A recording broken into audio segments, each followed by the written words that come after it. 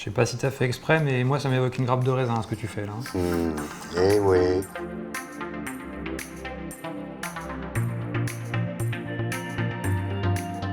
Bonjour, je m'appelle Jérôme Chaussès, je suis meilleur ouvrier de France, pâtissier, confiseur. Bonjour Jérôme, moi c'est Benoît Velu, je suis viticulteur à Mongueux, sur un petit village situé à 15 km de Troyes, dans la Côte des Bars en Champagne. Et on est là à l'invitation de la bannière collective Champagne de Vigneron. Alors Benoît, aujourd'hui j'ai décidé de réaliser avec toi un Saint-Honoré. C'est l'un des desserts phares de la pâtisserie française. Et puis avec ce Saint-Honoré, on va avoir la vanille, la poire légèrement caramélisée. Donc je pense que ça va très bien fonctionner avec le champagne que tu nous as apporté aujourd'hui. Est-ce que tu peux nous en parler un petit peu plus de cette cuvée? La cuvée que je t'ai apportée, qui s'appelle l'Oublié, qui est une cuvée au caractère intense, devrait faire l'accord idéal, puisque je la travaille partiellement en fût de chêne, ce qui va apporter beaucoup de chaleur, beaucoup de rondeur aussi au champagne. C'est un 100% chardonnay, donc il y a beaucoup d'acidité aussi, il y a une bonne fraîcheur. Alors Benoît, pour ce Saint-Honoré, il va se composer d'une pâte feuilletée classique. Donc maintenant que le feuilletage est en cuisson, pendant ce temps-là, on va réaliser la pâte à choux. Donc la pâte à choux est prête, notre cœur en pâte feuilletée est en train de cuire, et quelle est la prochaine étape maintenant? Alors justement, on va récupérer cette pâte à choux qui a fini de tourner, toi, et puis je viens de la mettre dans une poche avec une petite douille ronde pour justement réaliser des petits choux. Ah oui, comme beaucoup de gestes techniques, ça a l'air simple, mais je crois qu'il y a un peu d'années de pratique derrière, hein. Ça me rappelle quelque chose. Donc là, Benoît, on va préparer la crème chantilly mascarpone à la vanille, justement. La fameuse. La fameuse vanille. Là, elle est tempérée maintenant. Et j'ai besoin de la refroidir, donc il va falloir la laisser au minimum 1 à 2 heures au réfrigérateur avant l'utiliser. Donc là, j'ai choisi des poires comices. J'ai mis un petit peu d'eau, tu vois, dans une poêle. Je vais mettre mon sucre tout de suite. Je t'invite à passer à ma gauche. Pendant ce temps-là, Voilà. j'attaque l'épluchage. Si tu veux éplucher les poires, et puis on va les couper en morceaux. Donc tu vois, Benoît, hop, le caramel est Bien coloré. Voilà. Donc là, je te propose d'ouvrir la bouteille de champagne, justement. Moi, je vais retourner les poires et on va pouvoir ajouter le champagne. Donc là, on va le faire réduire, justement. Donc le champagne a bien détendu le caramel. On voit en même temps que toi, ton champagne s'évaporer partiellement. On va garder vraiment le parfum. C'est l'essentiel, c'est toute la trame aussi du fond. C'est quelque chose qu'on travaille aussi beaucoup quand on fait les assemblages. Il y a toute la partie aromatique, volatile, mais il y a aussi toute la texture du champagne qui est importante aussi à avoir.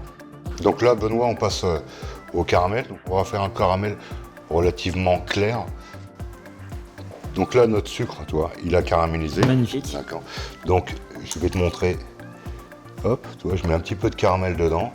Et toi, tu vas prendre le chou Et je les retourne dedans. et tu vas le poser dedans à l'envers. D'accord? Très bien, je te suis. Quand on est à deux, c'est la technique la plus facile, la plus rapide. On s'en sort pas mal, je crois. Donc là, les choux, on les laisse refroidir à température ambiante, d'accord? Et puis bah, là, pendant ce temps-là, j'aimerais bien que tu prennes les poires et on va les mettre à égoutter. Okay. Donc il nous reste quand même du jus, hein, d'accord?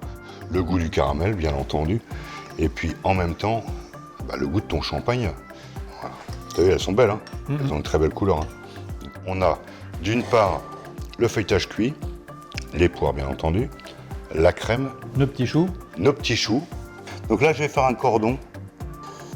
À l'intérieur, je vais en mettre un petit peu plus finement, d'en mettre partout. Tu vois, on a un joli côté arrondi justement à ces poires. Donc là, hop. Tout dans des teintes champagne en fait. Hein. Exactement. Hop.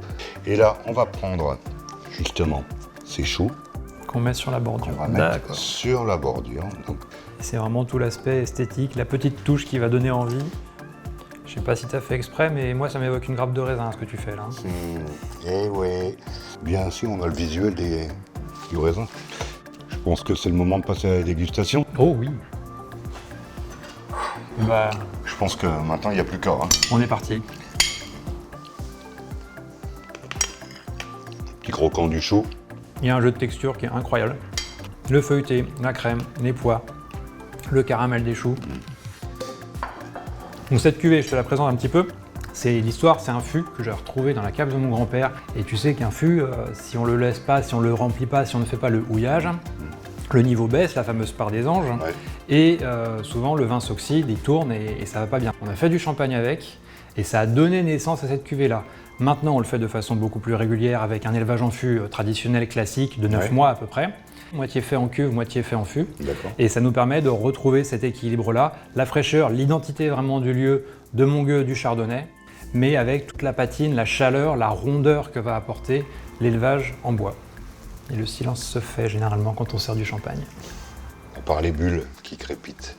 Maintenant, je propose qu'on goûte l'association des deux. Donc oui, ce dessert avec la poire, c'est vraiment très léger, quoi. Mais ça lui apporte vraiment un tout petit peu plus de puissance à la poire, justement. C'est pas que un goût de poire, on a un goût de poire avec justement l'intensité du champagne. Il y a cette profondeur, cette assise que va donner le champagne au caractère intense à la poire et qui va lui redonner encore un élément supplémentaire, on va dire, dans l'aromatique très fruité de la poire. Voilà, exactement. C'est un peu comme vous, l'assemblage, quoi. Exactement, on construit brique par brique. Voilà, là on est sur un assemblage de différents éléments qui, au final, font un bel équilibre. Bon, Benoît, je tiens à te remercier. Merci d'être venu à ma rencontre. Un plaisir partagé.